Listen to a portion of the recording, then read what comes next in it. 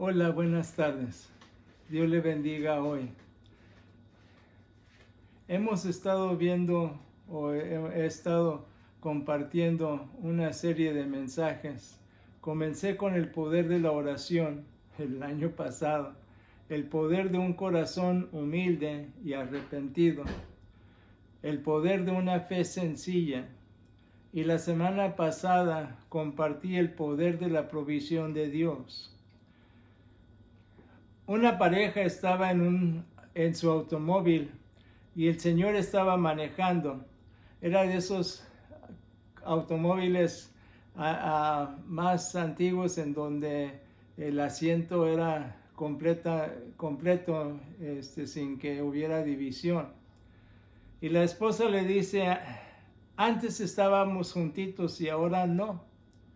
El señor le contesta a su esposa, yo sigo en el mismo lugar, yo no me he movido. La pregunta que muchas veces tenemos que hacer es, ¿qué es lo que les separa? Pudiera ser un sinnúmero de cosas que los separa de otros, pero también de lo que nos separa de Dios. Y hoy en el pasaje de Lucas 18, del 18 al 27, Lucas 18, del 18 al 27, vamos a estar viendo el poder de lo que separa uno de Dios. El poder de lo que separa uno de Dios. Y dice así Lucas 18, del 18 al 27. Cierto dirigente le preguntó, Maestro bueno, ¿qué tengo que hacer para heredar la vida eterna? ¿Por qué me llamas bueno? Respondió Jesús. Nadie es bueno sino solo Dios. Ya sabe los mandamientos: no cometerás adulterio, no mates, no robes, no presentes falso testimonio, honra a tu padre y a tu madre. Todo esto lo he cumplido desde que era joven, dijo el hombre. Al oír esto, Jesús añadió, todavía te falta una cosa. Vende todo lo que tienes y repártalo entre los pobres, y tendrás tesoro en el cielo. Luego ven y sígueme. Cuando el hombre oyó esto, se entristeció mucho, pues era muy joven, muy rico, y al verlo tan afligido, Jesús comentó, qué difícil es para los ricos entrar en el reino de Dios. En realidad, le resulta más fácil a un camello pasar por el ojo de una aguja que a un rico entrar en el reino de Dios. Los que le oyeron le preguntaron, entonces, ¿quién podrá salvarse? En lo que es imposible para los hombres, le es posible para Dios, aclaró Jesús. En los versículos 18 al 21 encontramos el poder de la pregunta, ¿qué tengo que hacer para heredar la vida eterna? El que hace la pregunta es un líder respetado. En la misma pregunta que hace el intérprete de la ley, la misma pregunta que hace el intérprete de la ley en Lucas 10:25. Cristo conoce los corazones de cada uno para tratar cada situación en una manera especial. Estaba buscando vida en su plenitud. Estaba ocupado en la exploración más alta posible, la vida que permanece por toda la edad. Maestro bueno, ¿por qué me llamas bueno? Excelentísimo maestro, la respuesta de Jesús a la declaración del joven apremia un problema en donde la respuesta dependería de toda su vida. Esta pregunta y la respuesta a continuación refleja la comprensión de este hombre y el poder estar bien con Dios, a través de sus propios esfuerzos. Nadie es bueno sino solo Dios. Sin duda Cristo es Dios, Emmanuel, Dios con nosotros, Dios hecho hombre.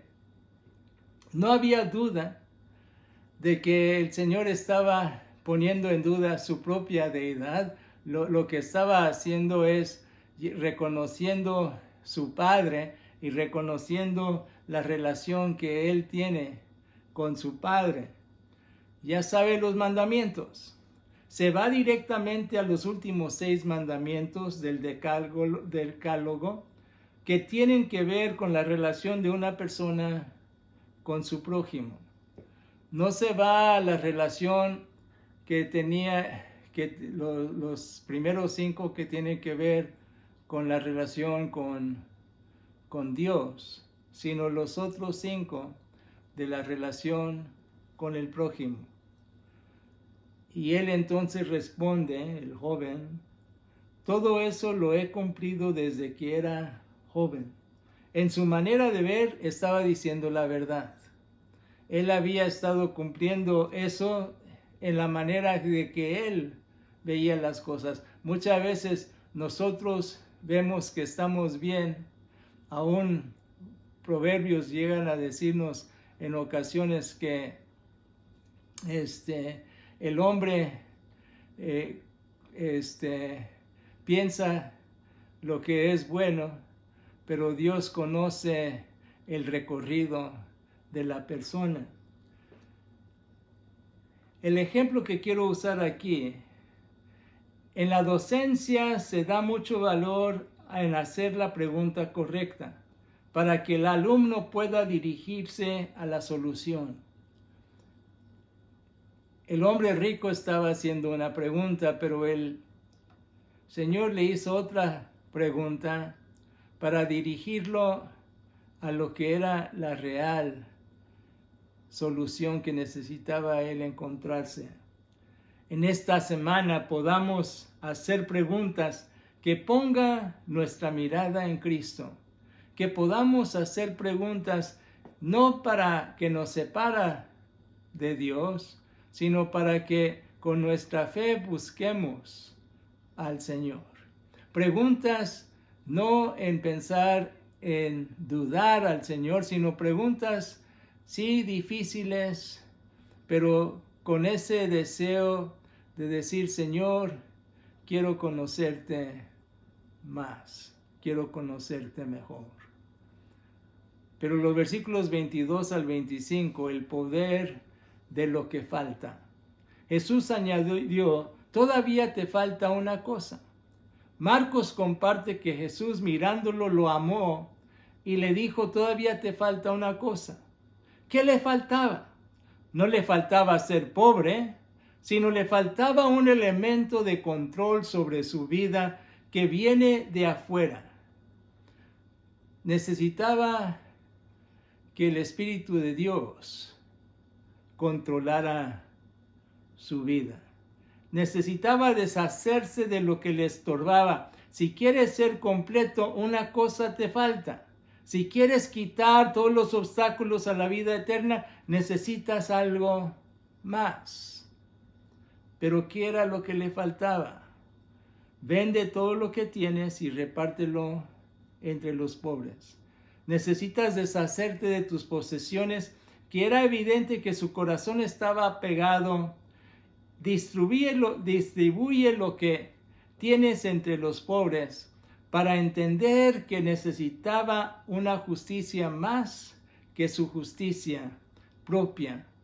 Necesitaba desprenderse de sus posesiones, que era lo que era más importante para él. ¿Qué es lo que es más importante para usted? ¿Es Dios, es Cristo lo más importante en su vida? ¿O depende de muchas otras cosas para hacerlo que necesita entonces decir, Señor, te entrego esto para que tú puedas usarlo en vez de que yo lo haga de mi manera? Tendrás tesoro en el cielo, ten provisiones, hecha para felicidad eterna. No pongas todo tu empeño para proveer para la vida aquí y ahora, sino estés preparado para la vida eterna. Al tener tesoro en el cielo es de poseer evidencia de la pureza y el gozo que uno obtiene al seguir a Cristo. Lo que uno considera tesoro revela sus valores personales.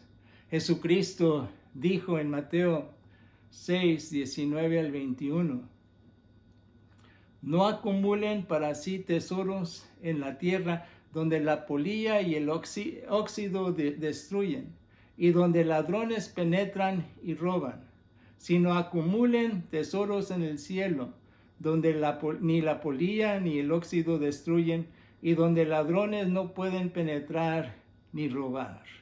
Porque donde está tu tesoro, ahí también estará tu corazón. Y sígueme. Seguir a Cristo significa obedecer sus mandatos. Significa imitar su ejemplo. Significa vivir como Cristo. O como Cristo dijo en Mateo 10, 24, si alguno quiere venir en pos de mí, niéguese a sí mismo, tome su cruz y sígame. Niegue su propio egocentrismo, tome su cruz en obediencia al Señor y ponga su mirada en Cristo al seguirlo a Él. Necesitaba ceder el control de su vida a Cristo.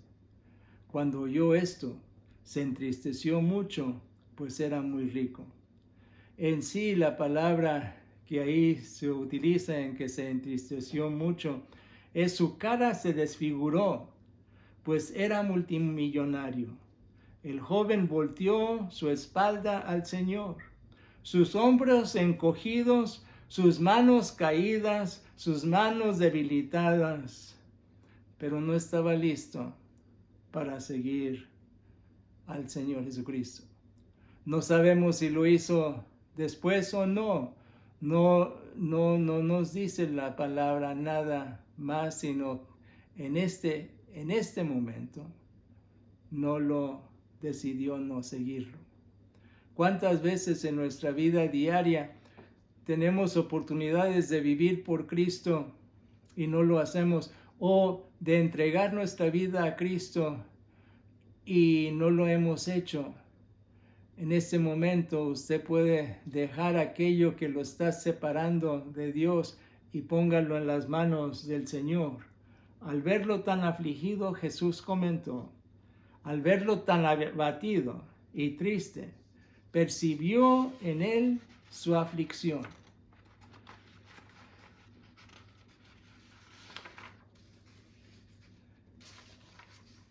Qué difícil es para los ricos entrar en el reino de Dios.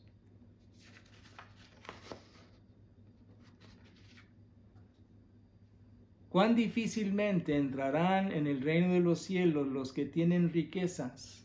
Las riquezas le pesan tanto que le resultan trabajoso al rico abandonarlas para entrar en el reino de Dios. Le resulta más fácil a un camello pasar por el ojo de una aguja. Este es un proverbio o era un proverbio popular para referirse en algo imposible.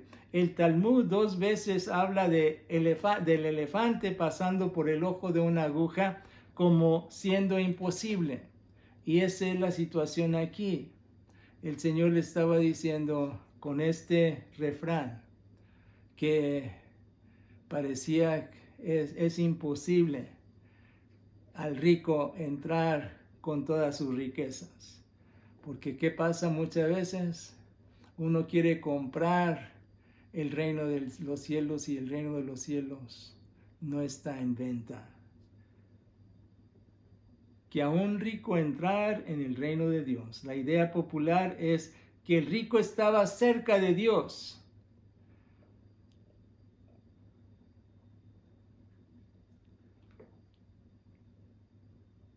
Y ellos llegaban a pensar que cómo es posible de que pudiera decir eso.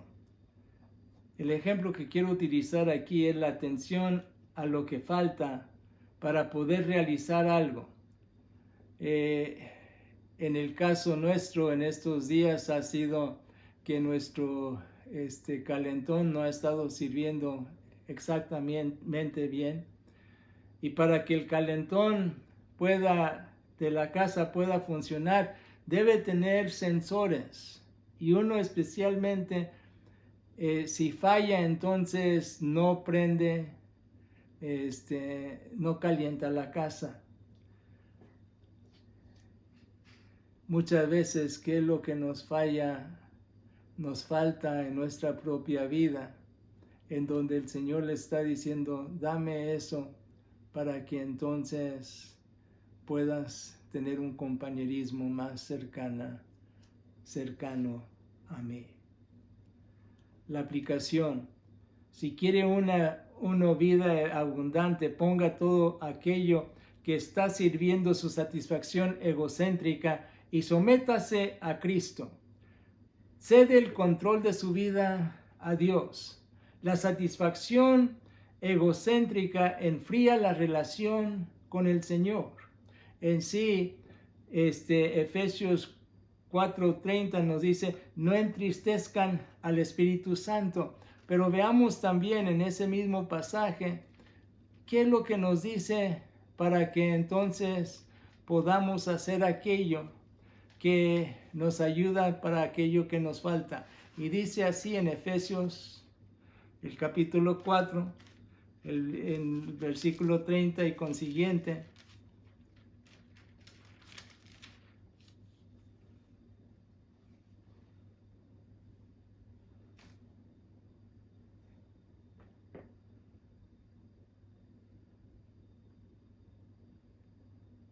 No agravien al Espíritu Santo de Dios, con el cual fueron sellados para el día de la redención.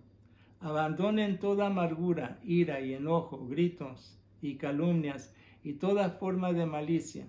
Más bien sean bondadosos y compasivos unos con otros y perdónense mutuamente, así como Dios los perdonó a ustedes en Cristo Jesús. Antes de eso, llegaba a decirles diferente, y puede uno leer aquí en Efesios 4, aquellas cosas que uno necesita dejar, desprenderse, para que entonces no haya cabida del diablo en la vida de uno. La aplicación entonces es, si quiere una vida abundante, ponga todo aquello que está sirviendo su satisfacción egocéntrica y sométese a Cristo.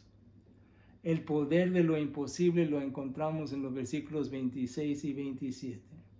Entonces, ¿quién podrá salvarse? La suposición de la gente era que la riqueza mostraba favor divino, no un obstáculo a la salvación, sino un favor de Dios. Si un rico no podía entrar en el reino de Dios, entonces era imposible para cualquier persona común, entrar en el reino de Dios. Pero el Señor responde, lo que es imposible para los hombres es posible para Dios. Paradójico, pero cierto. Póngase al lado de Dios y lo imposible se hace posible.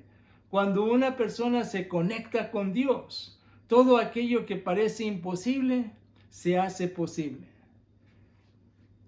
Entonces Pedro hizo, pues nosotros te hemos seguido, y el Señor le responde, sin duda aquellos que han dejado todo y me han seguido, han llegado a tener, su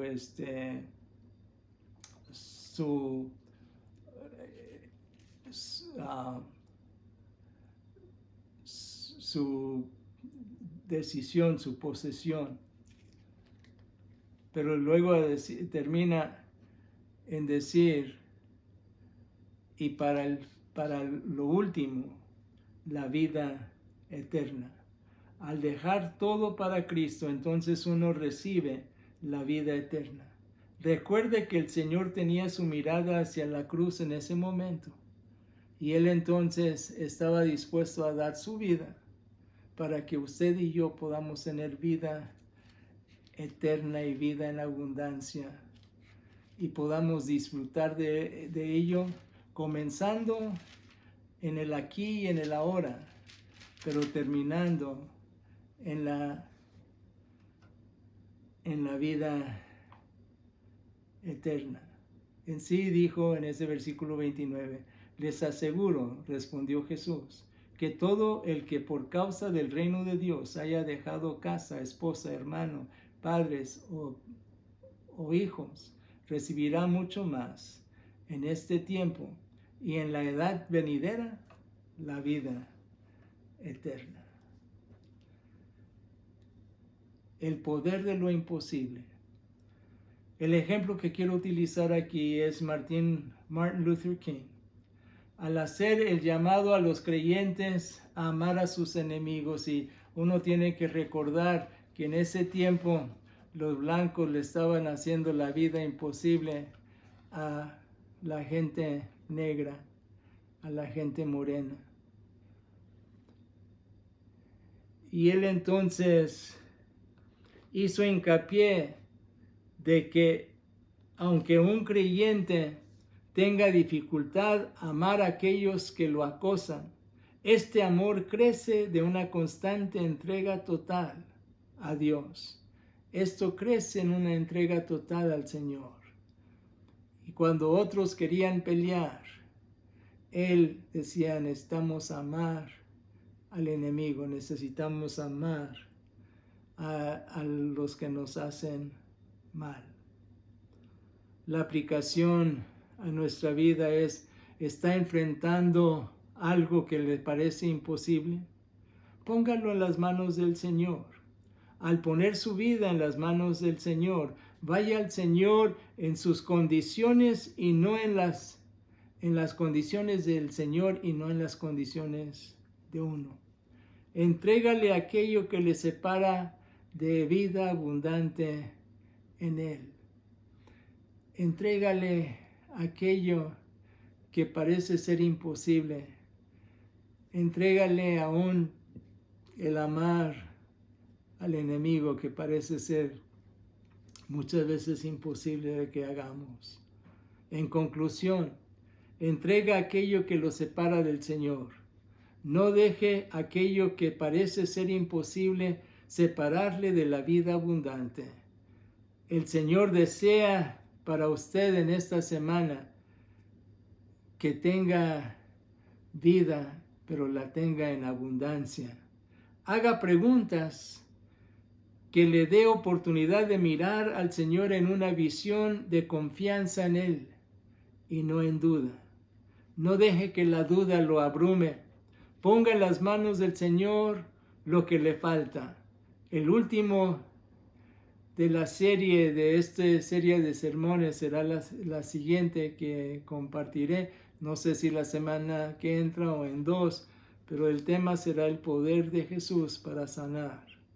Pero hoy, que llegue a entender que necesitamos ver el poder de lo que separa a uno de Dios, porque hay poderes fuertes, pero aún más poderoso es el Señor que está en uno, que el poder de aquel que está en el mundo. Vamos a orar. Señor, gracias porque nos da la oportunidad de acercarnos a ti. Y Señor, que podamos poner en práctica aquello egocéntrico que nos está separando de vivir plenamente como tú quieres, podamos hacerlo. Y aquellos que no han puesto su confianza en Cristo Jesús, lo puedan hacer una vez y para siempre, diciendo, aquí Señor, entrego mi vida a ti.